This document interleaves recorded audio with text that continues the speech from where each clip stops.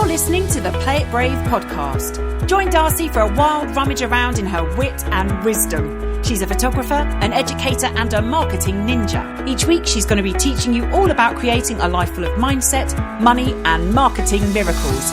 Listen to real-world experiences and surefire strategies from expert guests, all to keep you focused on your path to success. Think less hand-holding or fist bumps. So stop playing safe. It's time to start playing it brave. Here's your host, Darcy Benenkosa. On today's episode of the Play It Brave podcast, I have wedding planners. Dun, dun, dun. You guys are the gold sons to every photographer. The question I get all the time is, how do I get the wedding planners to like me? And I tell them, give them your firstborn child. Just kidding. It's quarantine and nobody wants kids around. Just kidding. I need to stop. But anyway, we have the Firefly Method. I'm so excited to have you ladies. You are brilliant business owners, brilliant women, intuitive, and you've really birthed a business that has had such longevity in our industry. If you don't follow the Firefly Events or the Firefly Method, you have to. I know that it was started in Los Angeles, California, 2009, and then you opened up an office in 2011 in New York. So Teissia, you started in LA, and then Alia, you joined in New York, and then you two formed a partnership that has lasted over a decade. Tell us how you got started. Yeah, thanks so much for having us. We've had the pleasure of working with you in several capacities, and it's always such a joy. So we're happy to be here. I started Firefly Events, like you said, in Los Angeles in 2009 from my studio apartment. So times that were not too dissimilar from now, obviously different circumstances. Totally. But I do like to remind people that a lot of really amazing things can come out of challenging times. And I know so many people that started businesses around, the time of the recession, and they are thriving. So just wanted to add that in there. But started in 2009 in my studio apartment in Los Angeles. And then in 2011, decided to make the move to New York City for a lot of personal reasons. And I was petrified to move into what felt like a very scary world on the East Coast that I didn't know much about. And at the time, I was looking for someone to come on and take over the LA office. And so I kind of just put my feelers out into my own personal community and into the wedding industry, and just said, I'm looking for someone to take over Los Angeles. A guy I went to college with said that his girlfriend's best friend was looking to get into the wedding industry. She had just planned her own wedding. She lived in New York, but she was planning to move to Los Angeles. And I was like, well, this is perfect. This person lives in New York, so we can work together in New York for a little bit, and then they'll be moving to Los Angeles. So this is great. And then I met Alia. And I remember the day we met so well, because I just remember sitting down at a coffee shop in West Hollywood and being like, yes, you are my person. And this, we'll talk a lot about this today, I'm sure, but this was one of the first times that I really experienced that feeling of like, yes, this is the right decision. This is the right path, is this person, even though she had only planned her own wedding. She was currently living in New York, not in Los Angeles. There was a lot of things that could have made it feel like maybe she wasn't the right person on paper, but it was just this feeling yes, a godsend. And to this day, she has not only become the time, but a true friend. And I don't know what my life without her. So that's when Alia came on, and we started operating Firefly Events in New York City, which was probably one of the best things that we've ever done for the company, was really opening the New York office. And we can talk more about that. And in 2015, was it 2015, Alia? Yeah. So in 2015, Alia move to Los Angeles.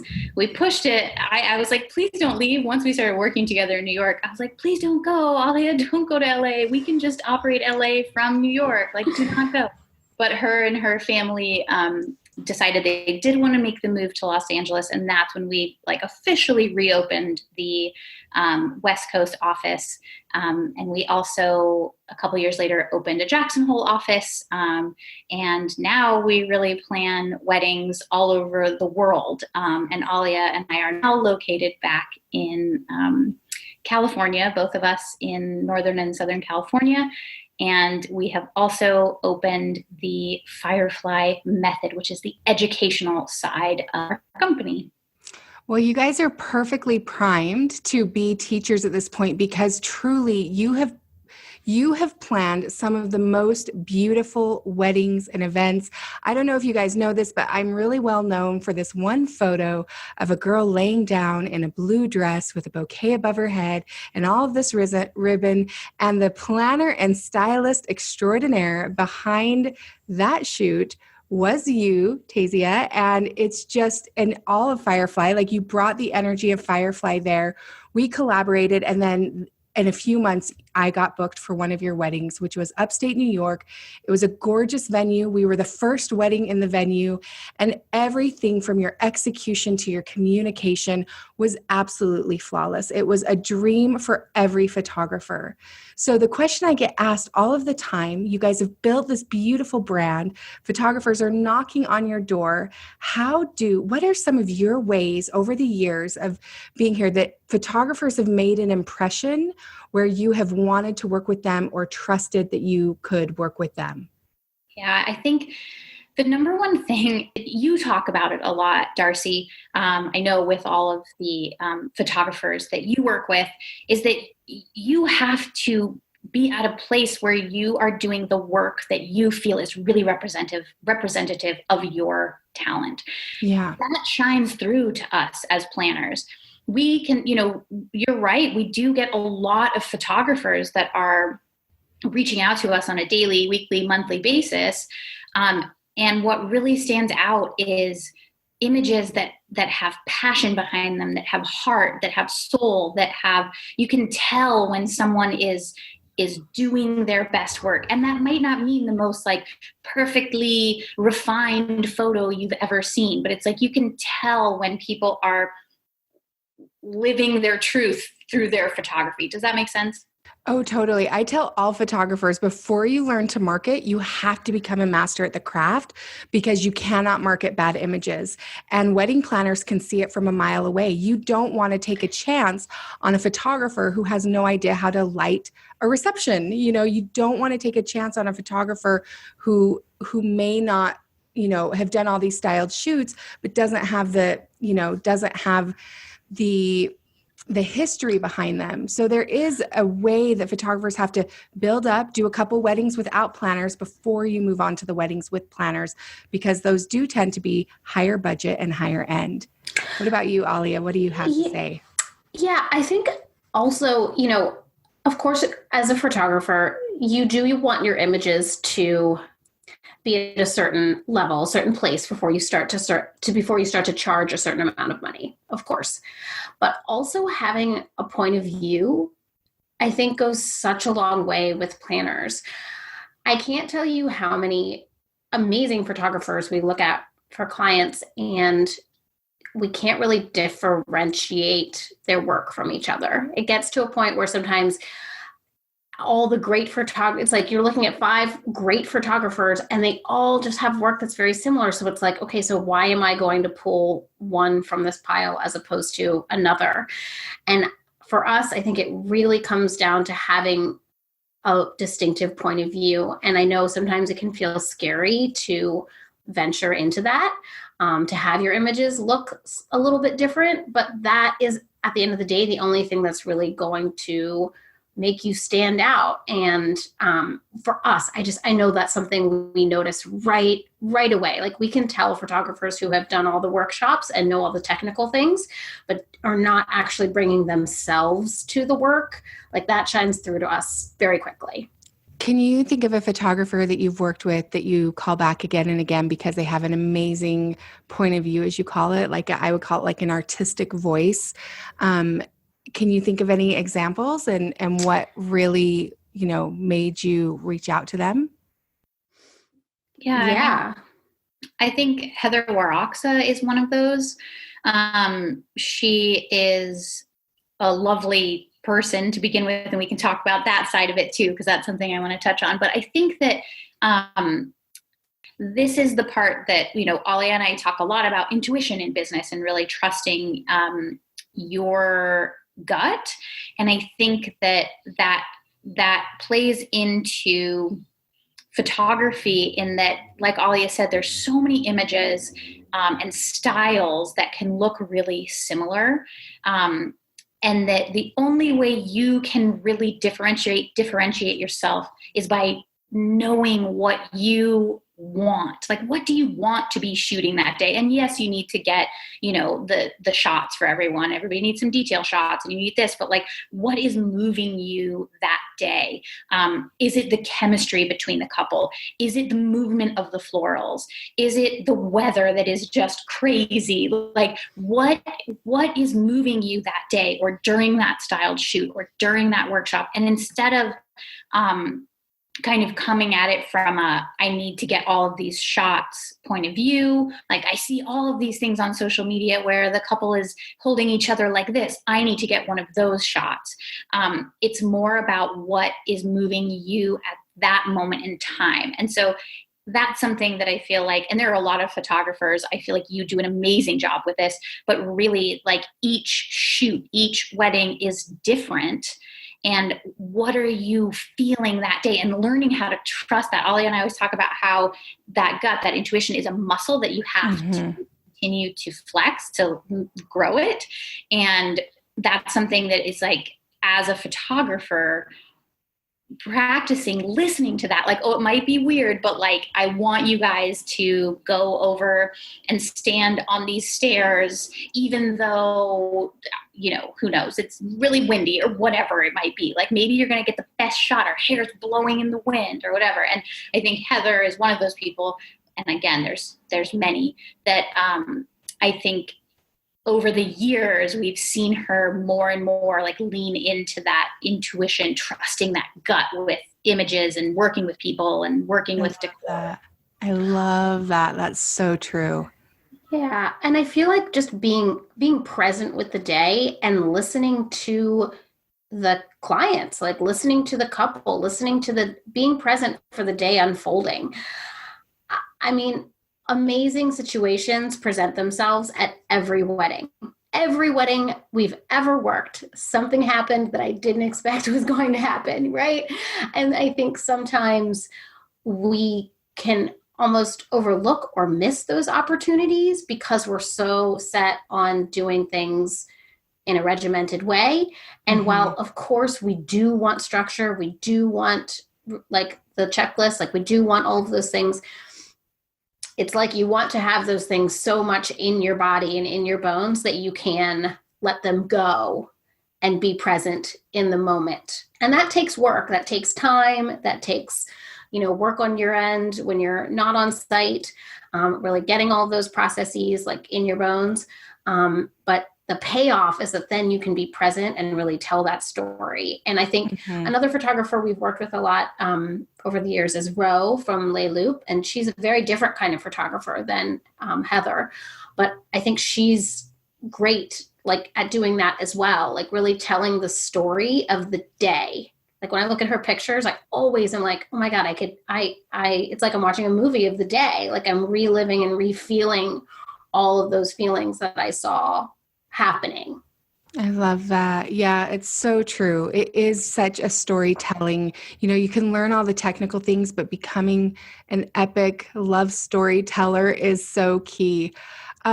So let's talk about an example where someone reached out to you and it really worked, and a method where somebody reached out to you and it just fell flat and, didn't lead to anything. I know the way I met you guys was through a mutual friend, a florist, a vendor. introduced us, and she was planning this shoot and said, I can get Darcy on board, I can get Firefly on board, and showed up and we worked together, and it was really easy, really effortless. We had a unique, the same vision. When, a lot of people don't get that opportunity to just suddenly shoot. When's a time that somebody reached out and it really resonated, and when somebody reached out and it just sort of fell flat and never really turned into anything? Yeah, I mean, I can't think of any like specific examples, but I can think of like general examples. And the first one is maybe kind of a obvious one, but we have definitely been approached by photographers in a very pushy and abrasive manner, which is not going to go very far. Now, that said, there are different planners out there for everyone, right? There are some planners that maybe are a little bit more rough and tumble, and they might like it if someone is like a little bit more aggressive and just like won't stop hounding them and won't stop hounding them. For the most part, and I speak for us when I say this, is that, we're dealing with anywhere from 1 to 25 weddings. And with that, some of those weddings have 30 vendors on a team. So you multiply 30 by 25, that's a lot of moving pieces that we're dealing with on a daily basis, and our clients. So then when we're also fielding people reaching out to want to work with us, et cetera, well, that's amazing. Sometimes it might take us a while to get back to you. Sometimes, we have already maybe filed your information away and we haven't responded and said, thank you so much. We will be in touch, whatever it might be. And while we try to do that as quickly as possible, sometimes we do find that, photographers will then kind of get in our faces a little bit and be like, I haven't heard from you. It's been 3 days or it's been a week. Like, where are you? This is so offensive. Or like, just kind of get up in our face and we're like, hey, we have so much going on. Like, yes, we absolutely are always looking for new people to work with.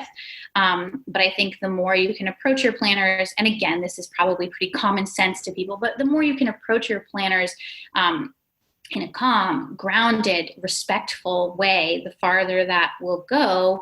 And also start those relationships early, like before you ask for something, like, hey, put me up for some jobs. Hey, look at my work.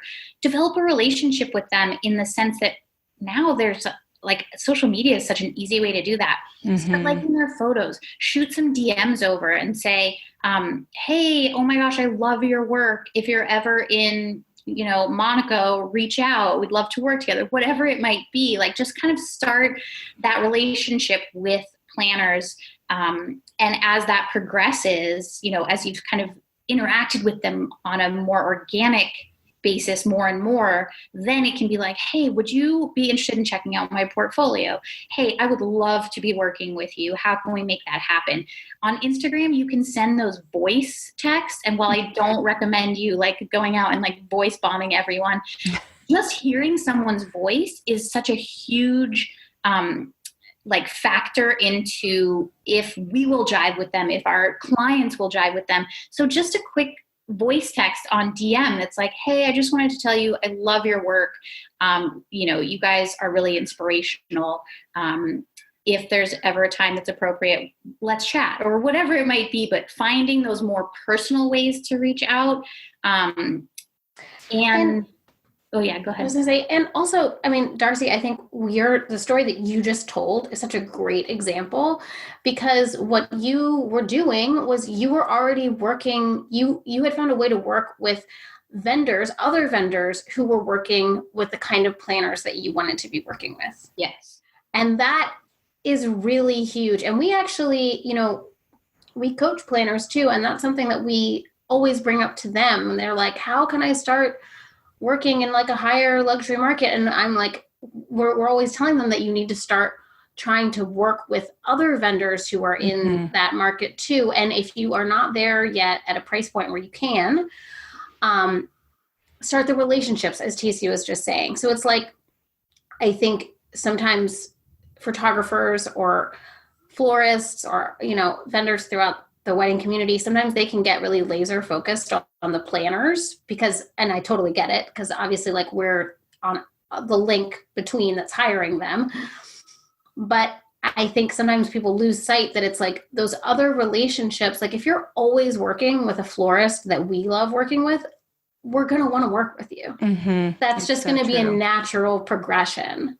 So don't like widen the scope and don't just focus on planners solely, I would say. Yeah. And I also think, I think people sometimes think that they can fast track that. And there are some things in business you can really fast track, but I feel like relationships and collaborations, like I did so many before I finally worked with you guys. And it was like, I did them with people we were both starting out. So I did those beginner ones. I got those out of my belt, under my belt. Then I slowly could start to work up a little bit, but it's like, you can't just be in business 2 years and then think every planner is going to get back to you. It's just not going to happen. I know one of a dear planner that I now know. It happened a lot by following her on Instagram and just every so often commenting on her stories, engaging with her life. So then it naturally happened after a year. We were both in the same city at the same time, meet up for coffee. Then I booked a job after that. These relationships take time.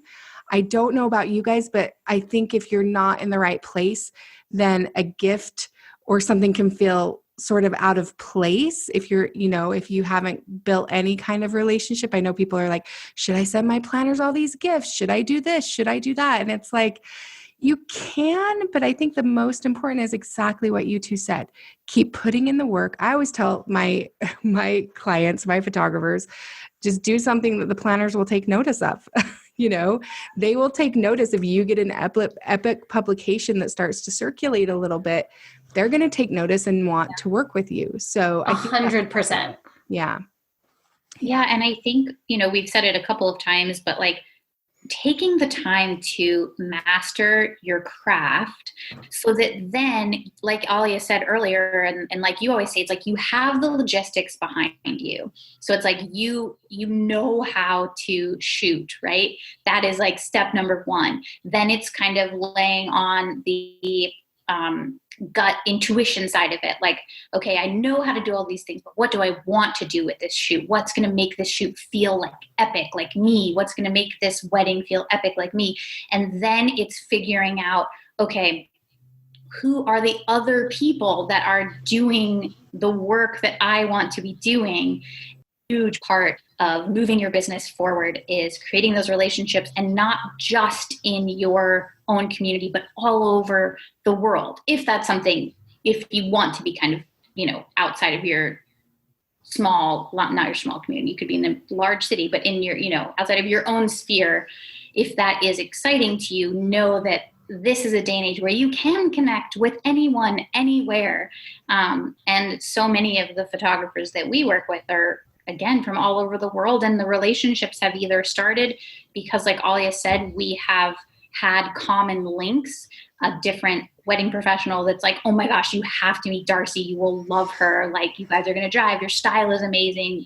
She's so nice, whatever it might be. Or again, developing those relationships through social media or something like that. Yeah. And I think believing in magic a little bit, just believe that if you're in that forward. I think when your business has momentum, you're putting your passion out there, you're working hard, good things happen that you don't have to strategize about. Like the magic can come in. I've had so many amazing moments where it was just that lucky moment of, oh, I get to meet this person, or, oh, I get to work with this person, or, oh, this introduction is happening. And I didn't strategize it, but I had been putting in all the hard work. Yeah. So, yeah. Yeah. We always say to make room for magic. That's something we always remind. We try to remind ourselves of that all the time because, no shocker here. Both of us are like pretty type A type of people, like planners generally. Yeah. Yeah, exactly. So, but I think that's something so important to keep in mind is like to make room for magic. And the only way you can really make room for that is if you are able to feel a little bit loose and able to breathe. And so I think, as Teissia was just saying, like step one is really just like honing that craft and giving yourself the time Yeah. What are some magical things that have happened to the two of you over the years? Can you think of one or two, like each of you share that space where the magic came in? So many. Yeah, so many. I think, like Alia said, the times that I personally feel the most magic are when I have the like brain space and the like heart space to A, see them, and B, just like let go. I think as people who are really control freaks, I think that the moments where bad things would happen in the business, and I'm using air quotes, bad things would happen in the business, and I would think that things were falling apart. In reality, they were just like, it was like rebirth almost. And that sounds really cheesy, but, I can think of a time when it was 2017 and so much of the business had really gone through a lot. And I attribute this to just not listening to my intuition for many years about the business. But a series of things happened within the business with employees where everything just fell apart, literally. And we could talk about that another day of like all the things that fell apart.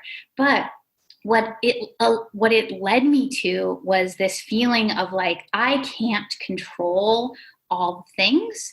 And all I can do is like check in with myself and what do I want today? What do I need today? And I started kind of moving forward in a more moment by moment basis. And for someone who's a control freak, that's really hard. You want to map everything out. And long story short, what that led me to was my now husband.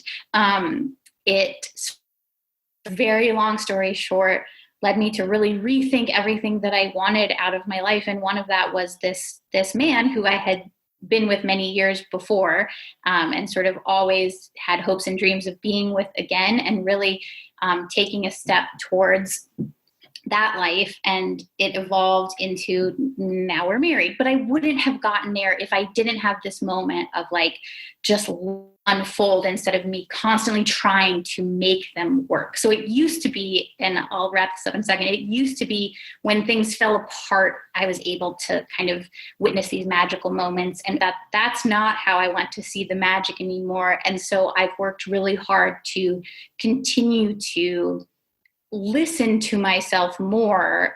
And on a daily basis, if I wake up and you know what, today I am just feeling so unproductive. And yes, I was supposed to sit down and get through 50 emails, but you know what, I'm going to go on a walk for 2 hours instead. You know what happens usually during those walks? I have some really amazing epiphanies about things we should do with the business and better ways to work with our clients or how to make more money or whatever it might be. I wouldn't have had that magical moment if I woke up and just forced myself to go right into emails. It's like really listening to myself allows the magic to come now, as opposed to like disaster creating magic. Does that make sense? Oh my gosh, that makes so much sense. There's so much magic that comes in just allowing yourself to walk away from the emails, take a walk, and just let your brain find the magic. It really happens. What about you, Alia? Yeah, I mean, I think similarly, like I'm somebody, so I've always lived in a city. I'm originally from Baltimore. I lived in New York for over a decade, and then I lived in LA. So I love living in cities. And my husband is from a very small town in Northern California, which is where I'm talking to you from today. And I really was feeling when we were living in LA, my first child was very small and he was like he was just maybe just turned 2. And it wasn't working. And I don't know what about it wasn't working. Like I couldn't put my finger on what wasn't working, but it wasn't. And we had an opportunity to move up here. And I just said, let's do it. And normally I would never have said yes to that because I've been with my husband for 15 or 16 years, a very long time.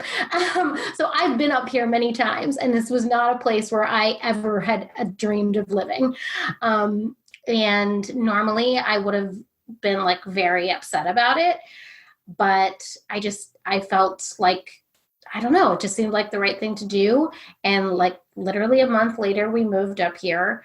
And since then, my whole life has changed. Only good things have happened, including having a second child, which is something that we had wanted to do. And we didn't know how we were going to get to do that. So I just took a deep breath and stood back. And I was terrified of living in the country. And I would still say it's maybe not my number one place to live, but it's been an absolutely magical experience since we've moved. Like literally only good things have happened. And I think it's because I just took that leap and I made that space for it. And not that there hasn't been hardship up here too, of course there has, but overall, it's only led to amazing experiences and things that I could have never predicted, honestly. I love that.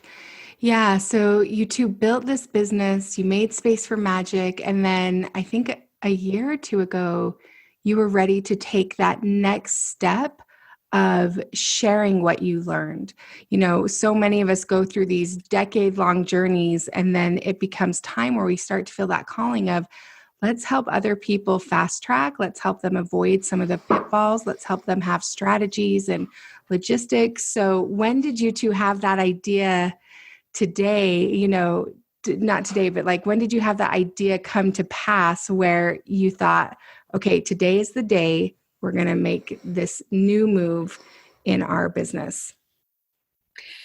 Yeah, so I think that it really started, it had been something, you know, I know for me, and Alia can kind of talk about her perspective as well, but for me, it's something that I had been feeling for a long time, that, you know, there wasn't a lot of help out there for planners. There were so many workshops for other, you know, wedding professionals like florists and photographers, and there really wasn't a lot out there for planners. And for a long time, I felt so alone in the business. And I was like, I want to be helping people to not feel alone and having the resources that they need to get the education that they need to have an amazing, flourishing business. And so that's something I'd been feeling for a long time. And again, you know, in 2017, when kind of a lot of things started to just explode, I just started thinking, like, why is all of this happening? Like, why are stupid mistakes being made? Why are employees quitting? Why are clients upset? Why am I not healthy? Like, what is the reason behind all of it? And I kept coming back to that I just wasn't living my truth, and that the world around me was sort of highlighting that to me more and more and more obviously, and more and more and more drastically. And that's kind of when Alia and I started talking about, okay, like, what can we do? Like, what is your truth right now? What are you wanting out of life? And what am I wanting out of life? And we started having those conversations. I think before that, we were both so determined to make what was already working work. I mean, you know, $80,000 to $150,000 a wedding. And, you know, we'd been named top planners by Vogue, by Harper's Bazaar, by Martha Stewart, by BizBash, by Brides, by The Knot. And like, on paper, our business was thriving. But I think Alia and I both were just like dying inside. And I know that sounds so like dramatic, but I think we just weren't following our gut, our intuition, our passion. And that's why external things started like blowing up in our faces. And so that was really when we started having the conversations about, okay, what is next? Like, if we have the courage to make room for magic, what does that mean for us? Does that mean stopping planning weddings completely? Does that mean taking on fewer weddings, charging more money, but having more brain space to dream up what's next? And I think that was really kind of what catapulted us into this new space. Yeah, I think for both of us, you know, obviously we were getting older and our lives were just becoming bigger. And I think, you know, in our 20s and 30s, like early 30s, we felt fine and great just working continually every day and every night, basically. Like if any, I honestly, I think that for years, not only did it feel fine, it felt exciting. Like we really loved it and thrived off of it. But as we were getting a little bit older, our lives were just getting bigger. We were having, deep relationships with our partners. I started to have children, and I think both of us, we just started to have interests in other things besides simply planning weddings. And at least like for me, there was a good year, like few years there where I really didn't, like, that's all I wanted to do. I felt totally jazzed on it. And, but when I started to transition into like my life just felt bigger, I was like, okay, well, how can I live a more holistic life?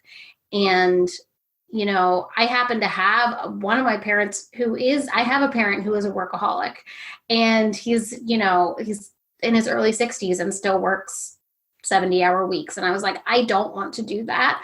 And I could see myself kind of going down that path.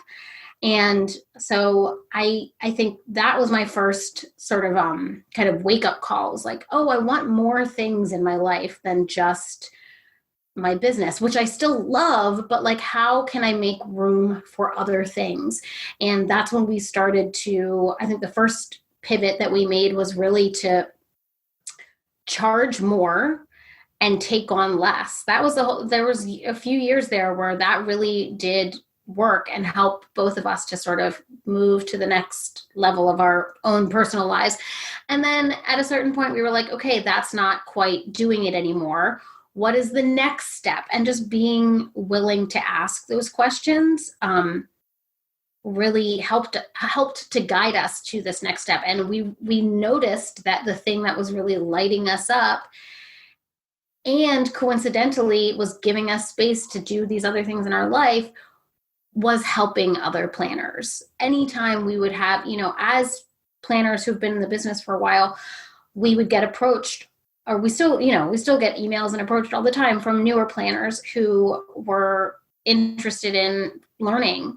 And as Teissia said, God, I wish that people had taught us anything in the early years, because we really just made it up. Like there really wasn't the resources. So we wanted to give that helping hand to planners who reached out to us. And anytime we did, we felt that light. We felt lit up and energized.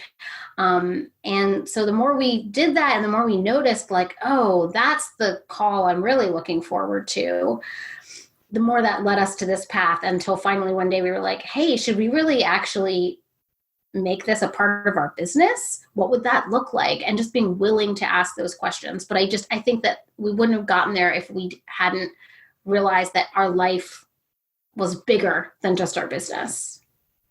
I love the way that you phrase that, for sure. Like, I resonate with both of your stories. I remember the 2 months before I decided to start my coaching business, my weddings were just imploding. Like I just wasn't booking anything and nothing made sense. I was doing all the marketing. I was totally in my jam. I was shooting the most beautiful weddings, and it was like this hard stop, and I couldn't figure it out. There was no reason why that should have had a stop. And then I decided to just step into the magic. And I knew I had been wanting to set up a really, really solid coaching program, something that I would have wanted when I was starting out. And I took 2 months of downtime and I did all the foundational work. And the first week I launched my coaching program, I made $21,000 in about 5 days with booking clients who were just ready to book me. As soon as that started rolling, the wedding started rolling back in. And I realized hindsight, right? Hindsight is like, when you're in the moment, you're like, why is this all happening? Why is the bad stuff happening to me? It's terrifying. Right? You're like, oh my gosh, that was the perfect thing to happen to me. Even though it wasn't super fun to go through, because it caused me to expand, to grow, to think bigger. Like you guys say, I was ready for something bigger. I would encourage every single wedding professional to have an expansion plan and not stay in weddings your whole life. I mean, maybe you can, maybe it feeds you that long. It's not going to feed me into my 50s and my 60s. I just know it. It's just not. Yeah. But it has for the purpose, and it's turned me into an incredible visionary. It's helped me connect with people so well. Like there's so many things I've gotten out of being a destination wedding photographer for the past decade. But yeah, I love that you both heard the call to expansion and you created the next step in your business life, in your business journey. Yeah, and it's been so fun to even within that, just watch that evolve, where it used to be we were only talking to planners. And now as we expand our offerings, we're talking to all people in the wedding industry, all wedding professionals and small business owners, and just, kind of day by day, where is this journey taking us? And I think more than ever, we're really at a place where we're like, where's it going today? And that's part of the fun of it, as opposed to before, it was very like, this is the plan. We are following the plan. And sure, we still create plans. We're planners. We have business plans and strategies and processes and all of the things. And we encourage everyone listening to have that, systems and processes and business plans and all that. But be prepared for them to shift and know that that is okay, as long as you're really doing it from a place of intuition and like knowing that like, yep, this might be crazy, but let's do it. That it can't go wrong. You can't go wrong when you're following your heart, when you're following your intuition. Yeah. Well, let's end the podcast on that note. Let's talk a little bit about the power of our intuition.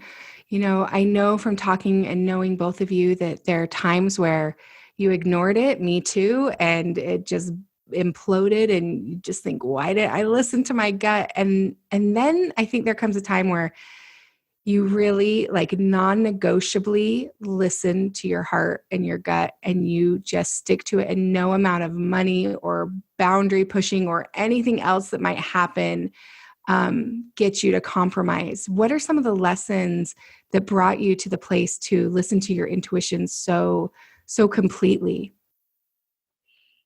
Yeah. I have so many things to say. We could start a whole nother hour of conversation, couldn't we?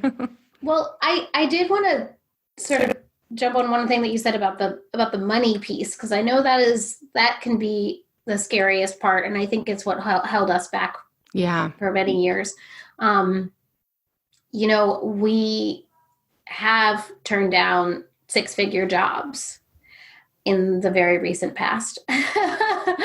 And $50,000 to be exact, we turned down. Yeah. 250, is that what you said? For one wedding. Wow. Wedding. It just doesn't feel right. It doesn't feel right. And I think, some of the mistakes that we made in the past were often linked with money, with, feeling like we had to, how could we say no to this job? How could we say no to this client? They're agreeing to pay whatever at that time felt like a large amount of money to us, and totally. It's different, and it's different for everybody, and it's different for every phase of your life, what that number is. And I think in the past, it definitely led us to take on some jobs that we probably shouldn't have. And one job in particular was basically in the last few years, we took on a job that was not good. It was hard for everybody. And it really was such a clear, not only was the planning process very difficult, but then the actual wedding weekend itself became very difficult for a million other reasons that actually didn't even have to do with us. It was just like the world was like manifesting problems around this event. And when it actually started happening, I don't think any of us were surprised. We were like, yep, this was not the wedding that we should have taken. And here it is coming to fruition. So hard. And it was really hard. It was a long event, and it was a tough lesson. All of us cried. All of the vendors cried. I mean, it was one of those where it felt like our intuition was screaming at a level 10. Yeah. like if we couldn't hear that, well, then I don't even know what. We had earplugs in. So it became very clear. And I think leading up to that job, there were lots of little jobs that were kind of similar. Yeah. And we just kept saying, oh, we'll just do it because, and a lot of it had to do with the money. We were like, oh, how can we look this paycheck in the face and say no? And then I think after that, we really realized after that job, we were like, okay, it's not worth it. And as soon as we let go of that fear of the money started to come from other places. And it started to come in a much easier flow, kind of just like what you were saying. Like as soon as we let go of the death grip of like those jobs and that specific money, new sources of revenue started to flow. Yeah. I always say that the universe will whisper to you first, but then it's going to hit you over the head with a 2x4. And I have been hit over the head with 2x4s too often that now I have really attuned myself to listen to the whispers. And I think, especially in the Western world, we have to stop putting money before health. We have to stop putting money before our intuition. I have made that mistake as an artist because you're just trying so hard to make it. But when we really act into our intuition, the money will show up. It really, really will. And it's so hard to trust that. But like you said it's a non-negotiable, like trusting that gut is a non-negotiable. And that's such a great way to describe it.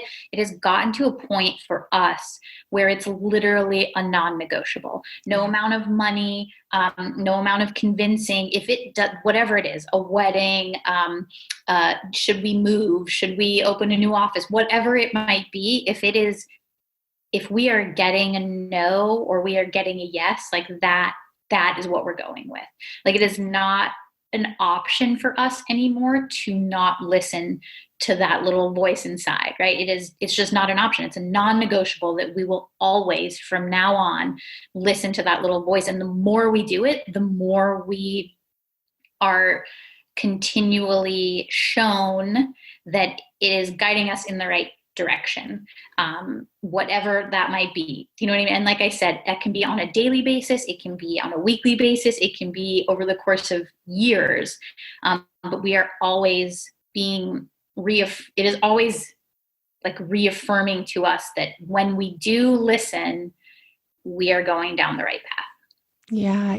I was just thinking as you were talking, like, how magical is it that we all have that little voice inside? Every single person. It's crazy. Every person has that intuition.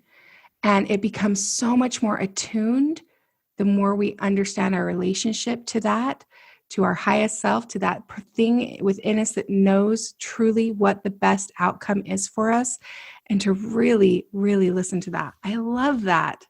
Well, it's like you think about like a kid in a class, right? And they raise their hand and they say something that wrong answer, and the teacher like snaps at them. It's like, that's stupid. That's a bad answer. Or the kids make fun of them or whatever. They're not likely to speak up again. Yeah. And so it's the same with, it's like the more you listen and like, okay, maybe my intuition is telling me this today. Like, let's just like work that out. Like this kid gives you an answer and like, okay, maybe it's not like quote unquote the right answer, but let's walk through it. Let's figure out where that kid got that answer from. And let's like dissect it. And it's like, then that kid's going to feel more empowered and more empowered and more empowered. And next thing you know, that kid's the president of the United States. Yeah. Hopefully not. Yes. Should we not even go there? Well, let's not go there. That's the future president of the United States we all need. Yeah, exactly. She is the future scary. president of the United States we all need.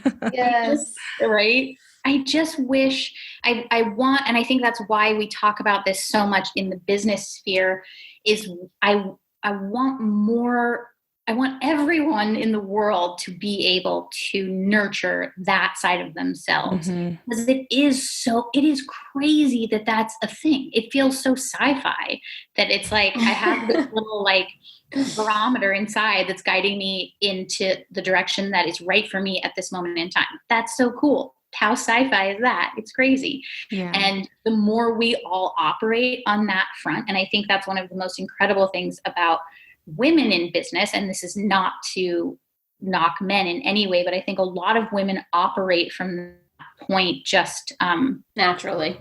Yeah. Yeah. Organically, naturally. Yeah. And so I think that as you see more and more women in business, I think this is coming to the forefront more and more. And it's really magical. And again, that's not to knock men. There's a lot of men out there that do really know how to trust their intuition and work hard on that. And but I think it's really magical. And I think you do bring up a really awesome point that it's pretty awesome that exists. Yeah. And I think it's going to take all of our intuitions to restructure our businesses during what's been happening with, COVID. Like, it is our intuition that will see us through. My intuition solves problems. My intuition, if I make space for it, you take that walk, you sit down and meditate, you journal, you don't fill it with noise all day long, we will come up with the answers to move our business forward, or let this business die and start a new business if your business is going to die, Yeah, I think what you just mentioned too about the current situation, I mean, it's so true, because I know we have, and everybody really has been feeling a lot of fear around everything that's been going on. And I've noticed that listening to my intuition and getting more centered in the present moment and things like that, that has really been the antidote to that fear. Because when I can sit back and listen to that intuition about like, okay, so what should we do next? Because we, just like everybody else, are having to move things around, switch things up, restructure things that we weren't planning on necessarily doing 6 weeks ago. But when we sit down and really just like tune into that intuition, it really does like also magically sort of like remove the fear, because your intuition knows the next right step. Yeah. And that there is a next right step. Because sometimes it can feel like, wow, there isn't even like, no step is right. It's all crazy. But actually, no, there is a next right step that is right. There's something that feels right for you. And we actually all already have the map, and it's just crazy. So this time more than any before is really a time to like tune into that.